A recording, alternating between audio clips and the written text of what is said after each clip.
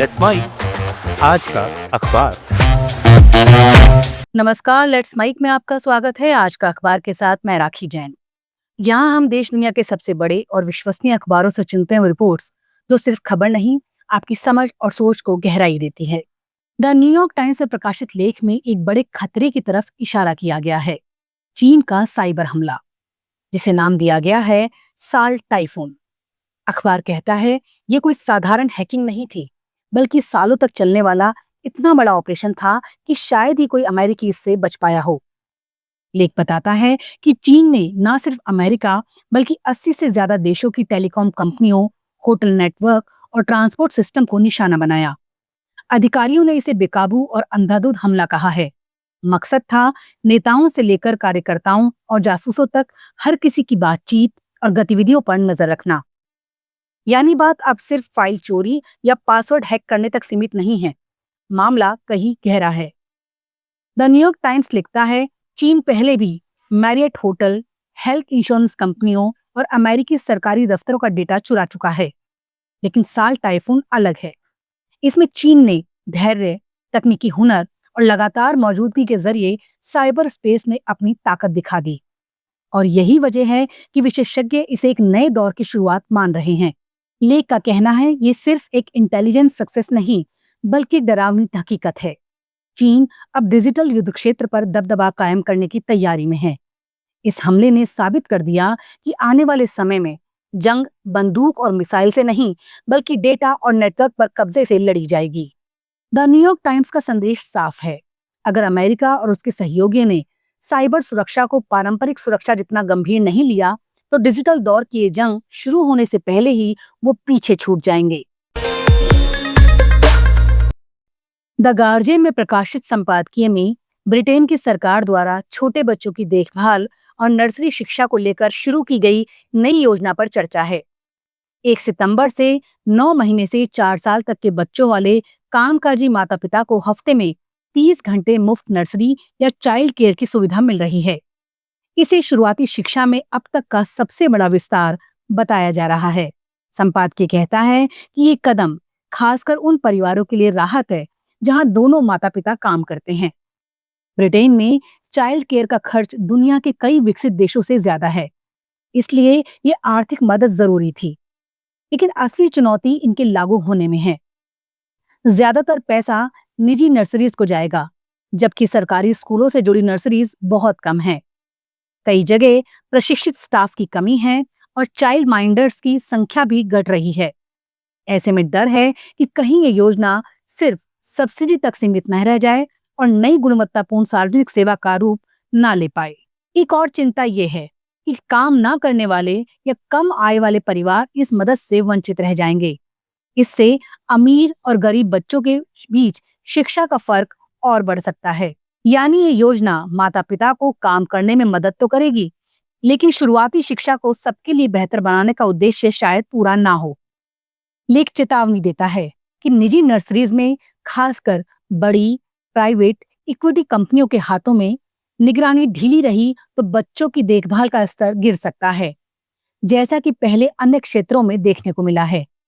सरकार ने निरीक्षण बढ़ाने की बात कही है, लेकिन उसे और सख्ती से निगरानी करनी होगी।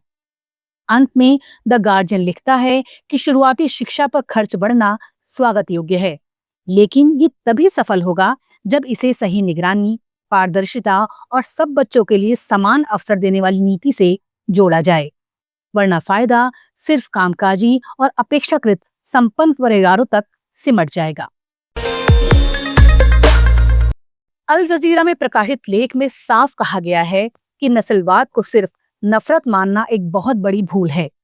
ये कोई व्यक्तिगत बीमारी या गुस्सा नहीं, बल्कि एक वैश्विक सिस्टम है, सत्ता और मुनाफे पर टिका हुआ, जो असमानता और हिंसा को पीढ़ी दर पीढ़ी बनाए रखता है। लेख का कहना है कि जब भी अमेरिका या दुनिया में कोई नस्लवादी हमला होता है, मीडिया और नेता उसे अक्सर व्यक्ति की नफरत या मानसिक बीमारी कहकर समझाते हैं। इससे असली बात छिप जाती है कि नस्लवाद दरअसल संस्थाओं और नीतियों के जरिए चलता है। जैसे हाल ही में मिनेसोटा में हुई गोलीबारी में हमलावर ने नस्लवादी बातें लिखी थी, लेकिन पुलिस और अधिकारियों ने उसे बस नफरत से भरा व्यक्ति बता दिया। इससे असली सवाल कि नस्लवाद कैसे सत्ता और व्यवस्था का हिस्सा है, गायब हो गया। यानी बात सिर्फ किसी एक शख्स की सोच की नहीं है, बल्कि पूरे सिस्टम की है। लेख याद दिलाता है कि नस्लवाद का इतिहास अमेरिका और पश्चिम में गहराई से बसा है। गुलामी, जिम क्रो कानून, आदिवासियों को उजाड़ना, घर और रोजगार में भेदभाव, ये सब योजनाबद्ध नीतियों से हुआ। अगर आज जादू की छड़ी से लोगों के दिलों से नफरत मिट भी जाए, तो भी असमानता की वही खाई बाकी रहेगी। अमीरी गरीबी, स्वास्थ्य, शिक्षा और रोजगार में। इसलिए नस्लवाद को दिल की नफरत तक सीमित करना असल में उन ताकतवर लोगों को फायदा देता है जो इस व्यवस्था से लाभ उठाते हैं। ये पैटर्न सिर्फ अमेरिका तक सीमित नहीं है। लेख बताता है कि दुनिया भर में ये चाल दोहराई जाती है। जैसे इजराइल की आलोचना करने वालों को अक्सर यहूदी विरोधी कह दिया जाता है। भारत में जो लोग कश्मीर या मुसलमानों के खिलाफ हिंसा का विरोध करते हैं, उन्हें हिंदू विरोधी या राष्ट्र विरोधी करार दिया जाता है। यानी नस्लवाद और धार्मिक उत्पीड़न के असली सिस्टम को छिपाने के लिए उसे नफरत या भावनाओं की लड़ाई के रूप में पेश किया जाता है। अल जजीरा का निष्कर्ष साफ है। नस्लवाद नफरत की बीमारी नहीं, बल्कि सत्ता और मुनाफे का एक सुनियोजित ढांचा है। जब तक इसे इसी रूप में नहीं समझा जाएगा, तब तक असमानता और हिंसा की जड़ें दुनिया भर में और गहरी होती जाएंगी।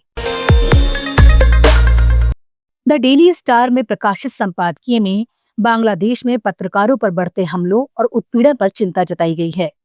लेख कहता है कि शेख हसीना के सत्तावादी सरकार के हटने के बावजूद हालात में सुधार नहीं हुआ, बल्कि अगस्त 2025 में हिंसा के मामले और बढ़ गए। मानवाधिकार समर्थन संगठन के मुताबिक सिर्फ अगस्त में ही 72 पत्रकार हिंसा का शिकार हुए। इनमें से एक की हत्या हुई, दर्जनों घायल हुए, कई को धमकाया गया और एक को गिरफ्तार तक कर लिया गया। हाल ही में ढाका रिपोर्टर्स यूनिटी के भीतर हुई मारपीट इसका सबसे बड़ा उदाहरण है, जहां हमलावरों को पकड़ने के बजाय पुलिस ने खुद पत्रकारों और बुद्धिजीवियों को आतंकवाद कानून में बंद कर दिया। लेख इस बात पर भी रोशनी डालता है कि ये हिंसा सिर्फ शारीरिक नहीं है, बल्कि पत्रकारों की साख पर भी लगातार हमला हो रहा है। उनकी पेशेवर आजादी पर संदेह जताया जा रहा है और उनका काम बदनाम किया जा रहा है। संपादकों की परिषद ने भी सरकार को चेतावनी दी है कि पत्रकार सुरक्षा कानून में पुराने ऐसे प्रावधान न रहें जो प्रेस की आजादी को और कमजोर करें। और तो और पत्रकारों पर मानसिक दबाव इतना है कि हाल ही में वरिष्ठ पत्रकार विभु रंजन सरकार ने आत्महत्या कर ली और अपने नोट में बताया कि मीडिया पेशेवर किस कदर राजनीतिक पार्टियों, सुरक्षा एजेंसियों और कॉरपोरेट दबावों के बीच घुट रहे हैं। संपादकीय साफ कहता है कि अगर पत्रकारों की सुरक्षा, नौकरी की स्थिरता और स्वतंत्र माहौल सुनिश्चित नहीं किया गया, तो लोकतंत्र कमजोर होगा। सरकार को तुरंत मीडिया सुधार आयोग की सिफारिशें लागू करनी चाहिए ताकि पत्रकार बिना डर के अपना काम कर सकें। द हिंदू में प्रकाशित संपादकीय में भारत राष्ट्र समिति की अंदरूनी राजनीति पर रोशनी डाली गई है। अखबार का कहना है कि जो टकराव बाहर से वैचारिक लड़ाई नजर आता है, असल में वो सत्ता और विरासत की खींचतान है, यानी परिवार के भीतर की राजनीति। तेलंगाना में के चंद्रशेखर राव ने 2 कार्यकाल तक मुख्यमंत्री रहकर सत्ता चलाई, लेकिन 2023 के चुनाव में कांग्रेस से हार गए। सत्ता खोने के बाद पार्टी और परिवार दोनों संकट में हैं। इसी बीच उनकी बेटी के कविता ने अपने चचेरे भाइयों और भाई केटी रामाराव के करीबी नेताओं पर आरोप लगाकर माहौल गरमा दिया। लेकिन द हिंदू का कहना है कि ये असल में सत्ता हथियाने की जद्दोजहद है, ना कि कोई सिद्धांत या विचारधारा की लड़ाई। यानी मामला अब परिवार के भीतर कौन कितना बड़ा होगा इस पर आकर टिक गया है। कविता को विधानसभा चुनाव हारने के बाद एमएलसी बना दिया गया था, लेकिन उन्हें लगा ये उनके कद के मुताबिक नहीं है।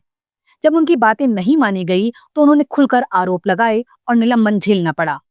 ये कदम उनके लिए राजनीतिक आत्मघात भी साबित हो सकता है। अखबार कहता है कि बीआरएस की सबसे बड़ी कमजोरी यही है कि उसने अपने संगठन और राजनीति को परिवार के झगड़े और सौदेबाजी में बदल दिया। और यही वजह है कि पार्टी, जो कभी तेलंगाना आंदोलन की पहचान थी, अब अस्तित्व के संकट में है।